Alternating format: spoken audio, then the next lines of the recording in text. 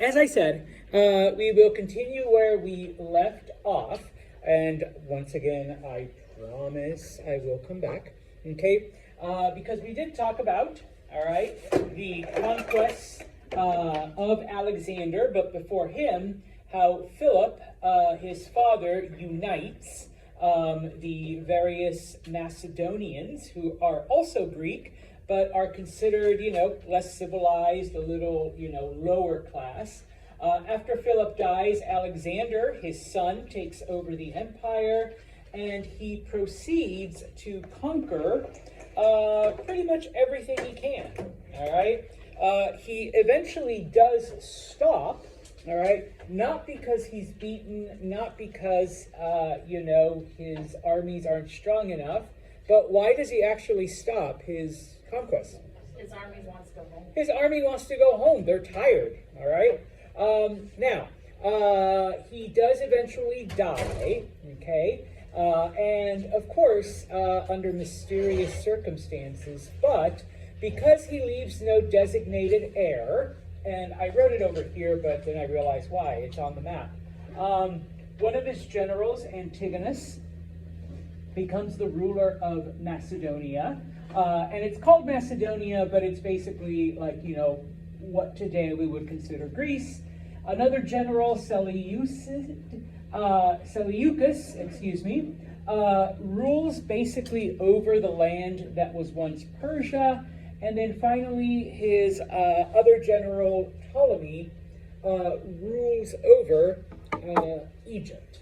Okay, now, things continue, of course. And as I mentioned, you do need to know this H word, because with Alexander's, hi Giovanni, with Alexander's conquests, okay, remember that, as Veronica told us, his men wanted to go home. His men missed, okay, their homeland. Now, Alexander does convince many of them to marry Persian women and settle down, but, they still miss their culture. They still miss their motherland. I am very far from Mexico, but and y'all have okay Italian food, but I still want real tacos, and I still want, all of that good stuff, some carne asada and some carnitas, and, now I'm hungry, all right? So what ends up happening is Alexander begins to build Greek-style cities in the areas that he's conquered and where his men are starting to settle down with their new families, okay? And so, H word, Hellenism. All right, you need to know what this means. At its most basic, it is the spread of Greek culture, okay? And if you give me the spread of Greek culture, perfect, okay? But, just so you're aware, it is a little bit more than that, because just like his men have, intermarried with Persian women, okay, that Greek culture is beginning to mix with many of the local cultures, okay? And so now we're starting to get these new ideas. And it's the Greek that, for the most part, now obviously there are some exceptions, but for the most part, these local cultures are becoming Greekified, for lack of a better term, okay? And so in areas like history and science and architecture, especially in art and theater, we begin to see these areas affected, okay, by this Greek, I want to say conquest, when in air quotes, because it was Alexander, okay, and it was his men that spread it. And that wasn't the main reason why, but it just ends up happening, okay?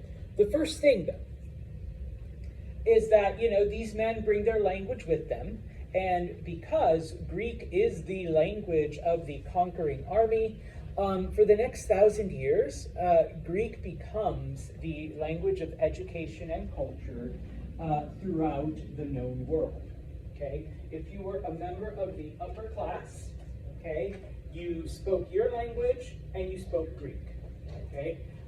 Everybody, all right, who was educated in Greek. Is this like the first time like noted in history where people are like bilingual? People had been using like the old Mesopotamian writing adapted to their language, so in a certain sense, not so much in written language, but definitely in spoken. Okay. Okay, so yeah, and basically everything that came out that was either academic or, once again, theater, poetry, art, etc., was in Greek.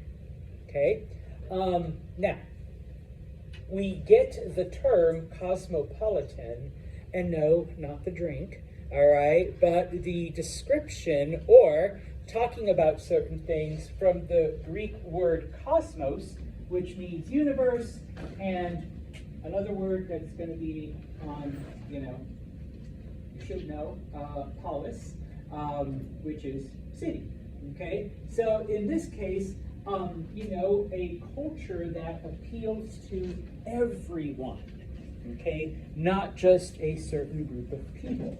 All right. Now, the reason why you do need to remember that Ptolemy, who was a Greek general, and whose descendants ruled over Egypt for several hundred years, okay, is because Egypt becomes quite literally the textbook model of Greek culture and the local culture, in this case Egyptian, mixing and literally affecting every aspect of life, not only of the Egyptians, okay, but pretty much everyone who came to Egypt. And people came because this became the center of learning, the center of culture, okay? This mixing of these two ideals, all right? And obviously, 99% of it happened in the city of Alexandria. I'll give you one guess as to who built it, okay? But it does become the capital of Ptolemaic Egypt. Egypt under the rule of Ptolemy and his descendants, okay? And as I said already, it is probably in Egypt where Greek drama, Greek theater, has its greatest effect on the culture, okay?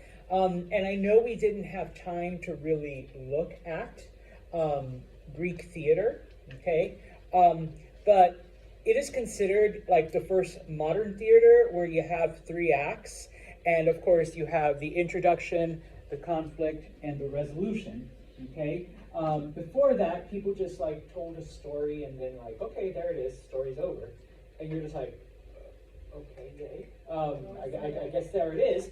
But the Greeks actually infused a type of message and ideal with it, but you can't just throw out a message. So, the idea of you introduce things, you present this conflict, and then of course how it's resolved. Now, I apologize, I just left this picture up. One of the things that we find in a lot of not only the Greek cities that Alexander built, but just randomly in the cities that were already there, one of the additions is a Greek amphitheater. And so in a lot of places like Egypt and throughout Persia, in cities like Susa and Persepolis that were already, there and had been there for hundreds of years, they suddenly get a Greek arena, a Greek amphitheater, where Greek drama can be put on, okay? It becomes an important an important part of their life, okay? Now, in addition to drama, okay, in addition to theater, we also begin to see Greek philosophy mixing with much of the local culture. And in this case, This is just one example. Once again, we cannot spend more than like the next few minutes that I'm going to share. All right, looking at how Greek culture and whatever local culture, in this case Egyptian, the changes that came from it. But this is probably the most far-reaching, and I don't know if I should apologize to you Christians or not, or if you want to sick your pastor on me, go ahead. We can sit down and have a discussion. But first off, we get the gods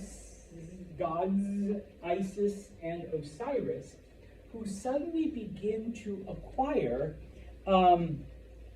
Greek beliefs and Greek personalities, okay? Because remember, the Greeks humanized their gods, okay? Unlike the Egyptians. So we see some of the Egyptian deities now acquiring certain human characteristics, okay?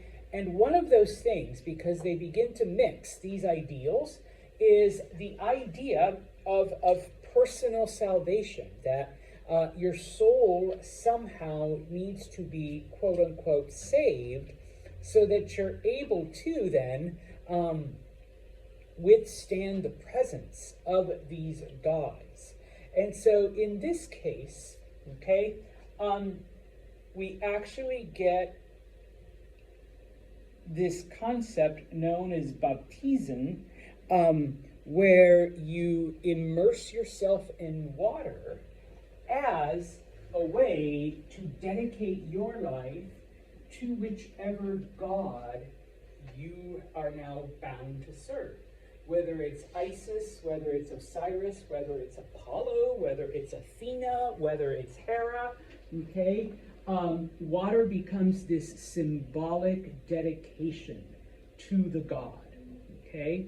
Later on, this spreads to other areas that have been Hellenized, areas that have absorbed Greek culture, and it becomes a core belief in one particular religion, okay? But, like I said, if you want to seek your pastor, go ahead. I have studied this.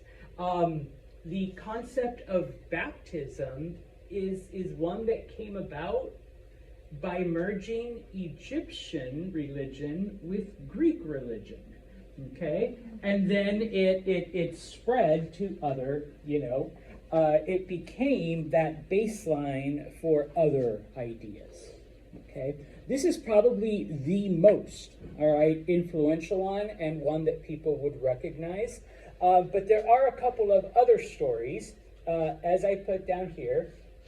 Pretty soon, the goddess Isis begins to have Greek personality, and just like the Greek gods, the jealousies, the pettiness, all of that. Whereas, the Egyptian gods never showed that before.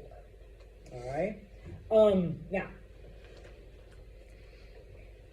it wasn't just the good, it wasn't just the theater, it wasn't just the religion that gets spread by the Greeks. It is also some of the less than ideal things, okay?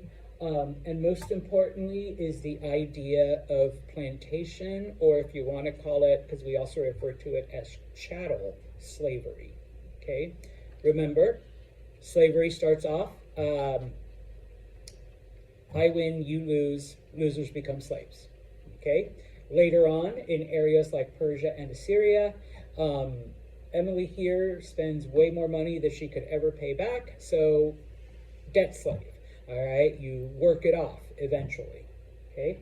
But it was the Greeks that came up with the concept of either, you want to call it plantation slavery, chattel slavery, the idea of buying and selling people for the sole purpose of doing the work that you either don't want to do or can't do, okay? And that's it. Has nothing to do with winning or losing a war, has nothing to do with spending too much money, and this is the only way you're going to pay it back, okay? Now, the reason why, okay, and it also changes the different societies in many of these areas, especially in Egypt, where, if you recall, it was believed that the land belonged to the pharaoh, and the people that worked it were just managing it, and part of the crop went back to the pharaoh, to support, the wealth of the kingdom.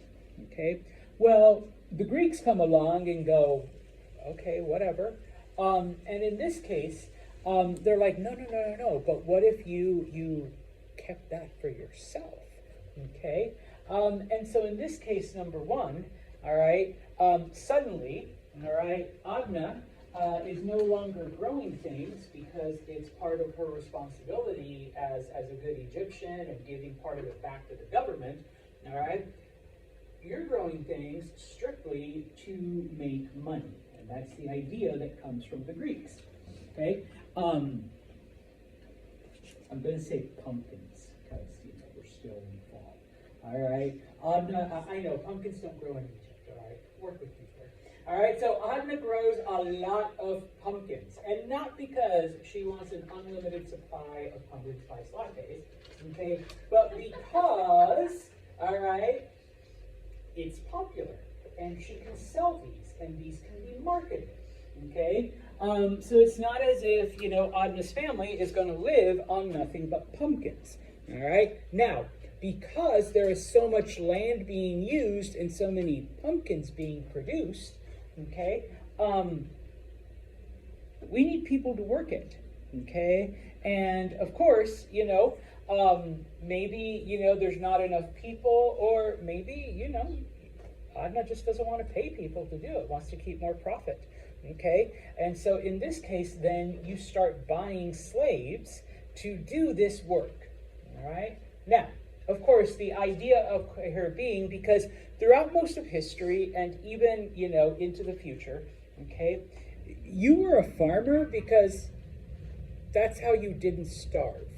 Okay, you grew your food, that's what you ate, you preserved it so that it lasted the winter, and then next year you just start all over again.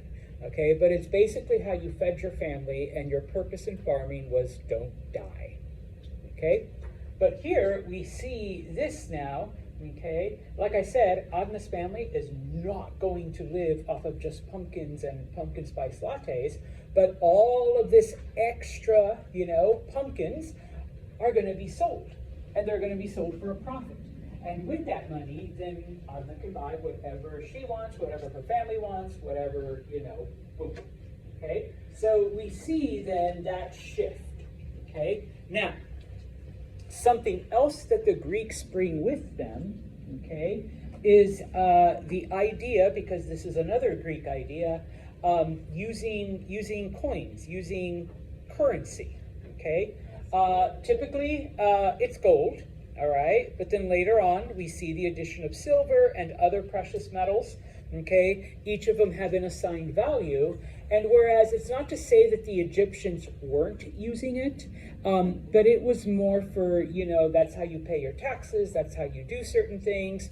But between like me and Emily here, we're just small-time farmers. I can trade her, some of my wheat for some meat from her cow, and then maybe some milk. And we can work it out that way. But increasingly, though, it's like, no. Emily says, I need at least 3 gold coins for meat and milk. And I'm like, fine, you want to play it that way? Then, 1 gold coin and 2 silver coins if you want some of my wheat. Okay? And so we begin to see those kinds of transactions. All right? Now, FYI, okay, and I'm going to give you just a few examples, and most of the chapter deals with the effects that Greek culture has in other areas, okay? But pretty much Hellenism, or these different areas, become Greekified, okay? Pretty much everywhere that Alexander conquered becomes Greekified, okay? And it even extends beyond that, and we'll look at 1 or 2 places where Alexander never went, but that influence continued to spread, okay? Yeah, now, where it really took hold was amongst the elites, okay? Because, life got better for you. And you had something to show now. It's like, oh, all you speak is, Egyptian. I also speak Greek, you had something to show, that you were superior. And so it didn't matter, okay, where it was, whether you lived in Syria, and then later on, because the kingdom of Judah also gets absorbed, whether you were part of the Jewish elite, whether you were part of the Roman elite, whether you were part of the, bless you, Carthaginian elite, you absorbed Greek culture.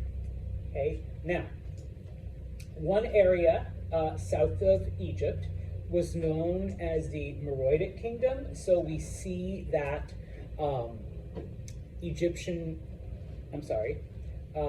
Greek culture extends even into parts of Africa that, like I said, Alexander never went into, Africa south of Egypt. But because the Egyptians absorbed Greek culture, they became Hellenized, then the areas that Egypt bordered on also,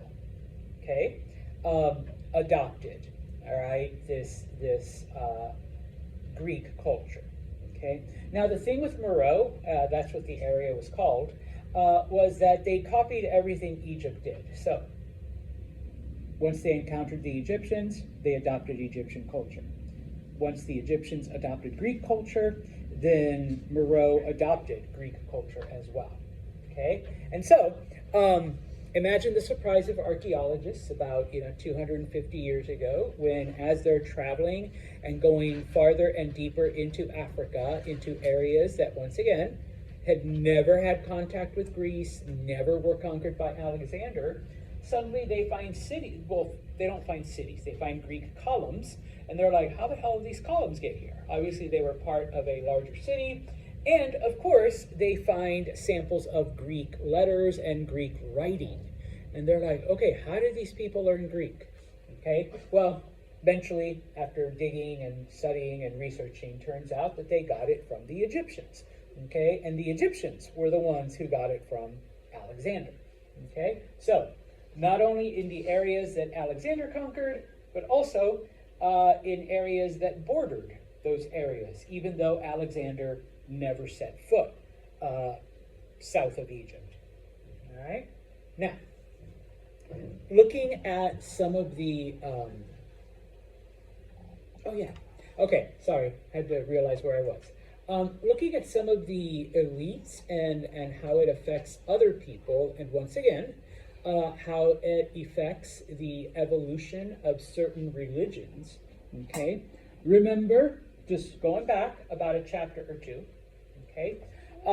The Jewish people had been conquered. They had been forcibly removed to Babylon, to Babylonia, okay? And when Cyrus conquers, when Persia becomes an empire, he allows the Jewish people to return to their homeland. He gives them money to rebuild their city and to rebuild their temple, okay? Now,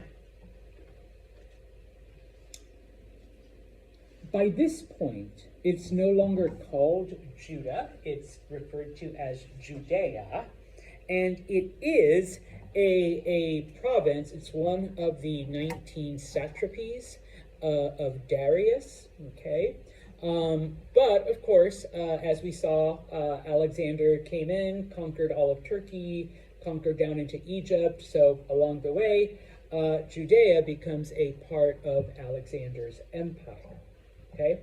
After, only I can call him Alex. After Alex dies, Judea becomes a part of the Seleucid Empire, okay? And just like the other areas, we see the influence of Greek culture. I mean, the new ruler is a Greek, okay? And so what happens, though, is that the elites amongst the Jewish people, they accept this, okay? They want to be part of this elite culture. They want to be, better than other people, including, their countrymen. Most of the Jewish people, though, reject this Greek influence. Okay, and if we had time to study Jewish history, that is a very common theme. That's the problem with you monotheists. You tend to reject other ideas, like Apollo and Zeus and things like that. Okay, and so in this case, we see a rejection of it. Okay, now, once again, cannot get into all kinds of Jewish history, but there were different subgroups amongst the Jewish people. One of those was a group known as the Maccabees, and they were like the ultra-violent faction. They believed in that the only way that the Jewish people would ever be free would be through military power. Okay? And so they actually rebel against Seleucus and the Seleucid Persians. They managed to establish a very, very teeny Jewish state. It's basically just the city of Jerusalem and a little bit of land around it, okay, that they managed to liberate, create their own little country. But what ends up happening is that all of the people that accepted Hellenism, okay, that accepted Greek culture, they have to flee. All right, they have to leave because obviously now we have a group in control that is, 100% pro-Jewish, very militant and whatnot. Here's the important part, okay? They end up going to Alexandria, okay, which is the center of knowledge, the center of learning, the center of education. What do? They bring with them all of the old Hebrew scriptures, all of the, documents that talk about, the old Israelite religion and all of that stuff, and they translate those into Greek, okay? Yeah, that's where for those of you who are Christian, that's where your Old Testament comes from, okay? It comes from the Greek translations that these Jewish people made after they went to Egypt. And from this point on, all Jewish writings and eventually Christian are done in Greek, okay? And so this becomes an important part in the evolution of, not just Judaism, but then eventually Christianity, okay? So we see then that shift, that influence, all right? We talk about Rome in the next chapter, okay? But once again, this is an example of how areas that, because Alexander never made it to Rome, Alexander never touched Rome, he didn't even, know that, the Italians existed. But another example of how areas outside of Alexander's control, or that he ever visited, also are affected by the spread of Greek culture, okay? And like I said, in the next chapter, we'll deal with this specifically, but Rome begins to conquer Italy around 330 BCE, okay? They begin to spread out because, like the Greek city-states, Rome starts off as an independent city-state, okay? And then little by little, they begin to conquer the surrounding people, the Latins and the Etruscans, and they begin to be absorbed into Roman culture, okay? Now, similar to the Greek city-states, Rome does not develop into a monarchy, okay? But it also does not develop into a pure democracy the way Athens did, all right? They actually come up with something new, and once again, we'll talk about it in the next chapter. They come up with the idea of a republic, okay, where you don't vote directly on what the city does, you vote for representatives, and those representatives make the decisions, okay? And as Rome continues its conquest of Italy and other areas, this is how various republican ideas begin to spread, but we'll get to that, okay, later. All right, now, when the Greeks when the Romans encounter the Greeks, because number one, there are Greek colonies in southern Italy, but then eventually they do conquer Greece proper, okay? The Romans love it. They love the stories. They love the gods. They love the culture. They love the theater. They love the architecture, especially. If you ever wondered why, like, Santos, those columns, you say they're Roman, but they look Greek, and you say they're Greek, and yeah, because the Romans copied it all. Okay, they just gave it different names. They might have added a stylistic change or two. Yeah, roads and engineering principles. I mean, don't get me wrong. The Romans improved on a lot of the stuff, but a lot of their foundation came from the old Greek stuff. This includes the religion. Okay, the Romans pretty much copy every aspect of Greek religion, except they changed the names. All right. Well, you can't copy somebody's work and copy it word for word. You got to change a couple things so that it looks. Yeah, otherwise it's plagiarism. All right. So in the Roman pantheon, Zeus became Jupiter, but he still had the same powers. He still did the same thing. Poseidon became Neptune. Okay. Hera became Juno. Hephaestus became Mercury, and so on and so forth. Okay. Yeah, all of the planets have Roman names. Yeah. Okay, yeah, Ares became Mars, Aphrodite became Venus, etc., etc. Okay, except for Hades. Hades is still Hades in both.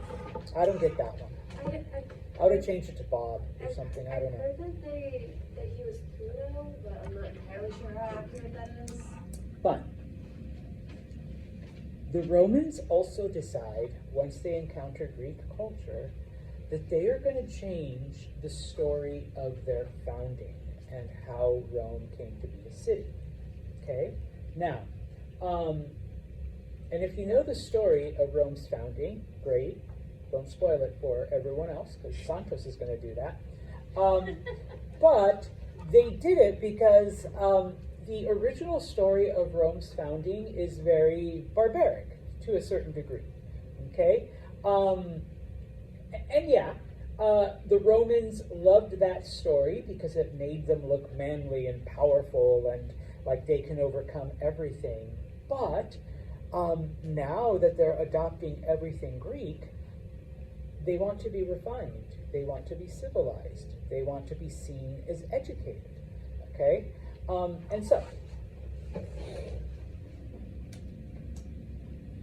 if you've ever seen this statue, okay, this is the Roman story of the founding of Rome.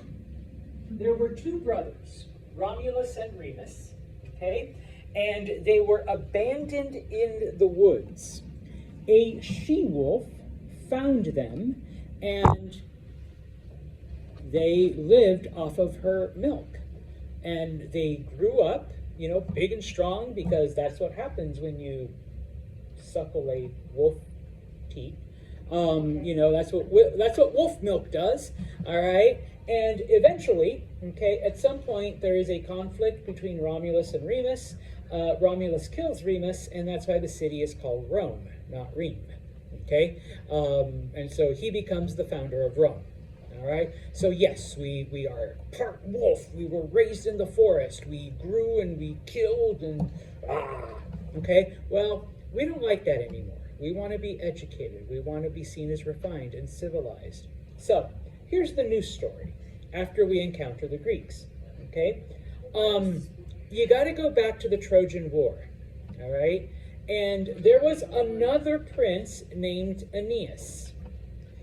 I know, Homer didn't talk about him, but he was there the whole time, okay? Now, he was the son of one of the brothers of the king of Troy and Aphrodite, or Venus, because this is a Roman story, okay? So Aeneas was part god, because he was her son on the night when, you know, the Greeks and the Trojan horse and they snuck into Troy and they killed and destroyed everything. Okay? Aphrodite, or I'm sorry, this is a Roman story, Venus came and helps Aeneas and a small group of Trojans escape. Okay?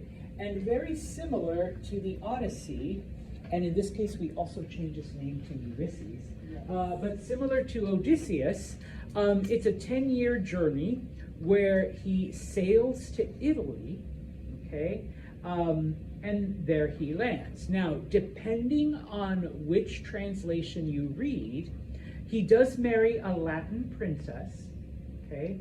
It is either him or his descendants that then create the city of Rome. So that Romans, and I guess Italians, all right? We're not some barbarians that came from the forest and were fed by a she-wolf. No, we're descended from like the greatest, most awesome, most cultured, most refined civilization that ever existed. We're kind of Greekish, number one. Number two, our great-great-great-great-great-great-great-great-great-grandmother was who? Aphrodite, or in this case, Venus. Okay, so what does that make all Romans and by extension all Italians? Demigods. Demigods, yes, part gods. All right, yeah, okay, Italians, you're part god.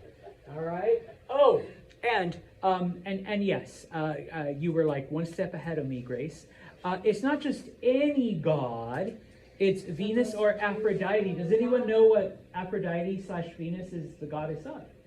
Beauty, intercourse, love. Yes. Oh, That's why Italians, you're all like, oh yeah, I almost said that's why you're all fuckboys, and you know, you're fun. Because you know, the goddess of love, all right? You're you know, love and sex and beauty and all of that. Okay? And so the Romans are like, yes, that's our story. That's it. That's the legend we want. Of course, you still see this. I actually took this picture in the real Rome, not over there, but in Italy. I was there in 2009. This is in the city of Rome. Someone tells me there's one over here in the fake Rome, in front of a restaurant or some weird shit like that. Oh yeah, see, that's the fake Rome, and then the real Rome's in Italy.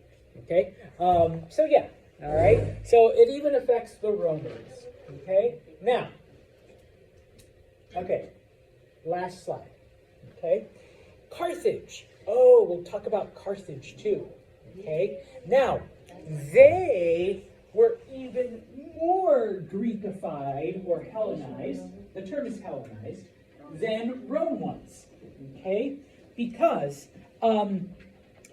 in addition to taking, you know, Greek culture and adopting it and all of that stuff, they actually sent some of their best scholars to Athens to study everything that they could: architecture, theater, poetry, literature, politics, everything that they could learn about Greek culture and bring it back.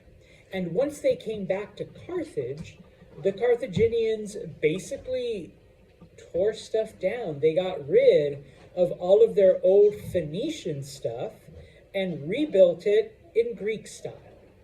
Okay? Now, because Carthage, and I promise I will come back as soon as I gotta find the map. Sorry.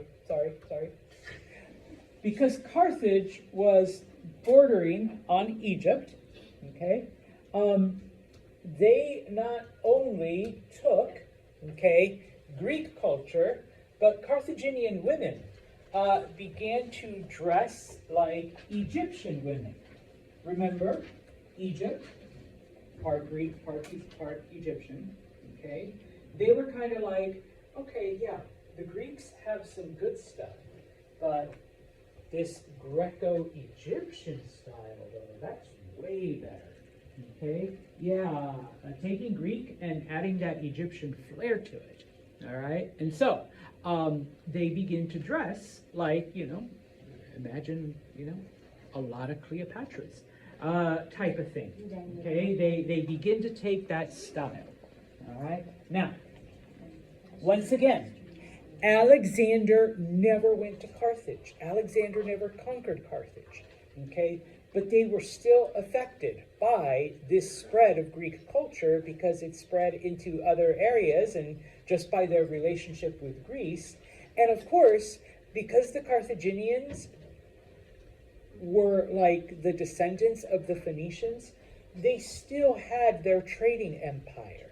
Okay, they still went to all parts of the known world and even unknown parts, so that, okay, we have found Greek-like cities in southern Spain and southern France and northern Africa that literally have no business being there,